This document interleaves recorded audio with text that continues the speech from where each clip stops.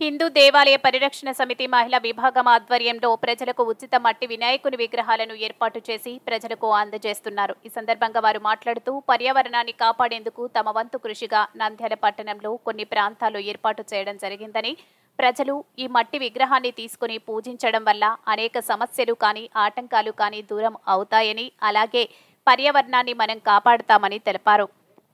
మట్టి గణపతి విగ్రహాలను ఉచితంగా పంపిణీ చేయడం జరుగుతున్నది. భక్తులందరూ తీసుకుని వెళ్ళి మన సాంప్రదాయాలు కాపాడాలని కోరుతున్నాను.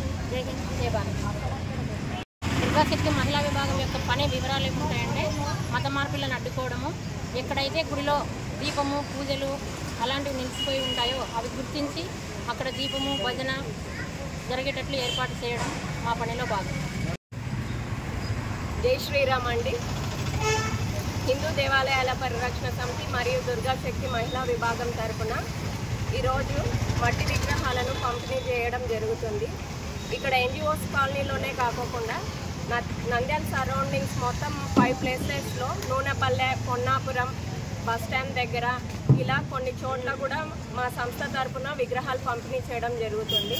ప్రతి ఒక్కరూ పర్యావరణాన్ని దృష్టిలో పెట్టుకొని అందరూ సహకరించవలసిందిగా కోరుతున్నాం. జై శ్రీ. ఇందిరాదేవి దుర్గాశక్తి మహిళా విభాగానికి జిల్లా అధ్యక్షురాలు, కళ్యాణి పట్టణ బాధ్యతలు ఉన్నాయి. మంజులత మరియు శారద కన్వీనర్స్ వీళ్ళు. మేమంతా దుర్గాశక్తి మహిళా విభాగంలో ఇవన్నీ కార్యక్రమాలు చేయడం జరుగుతుంటుంది.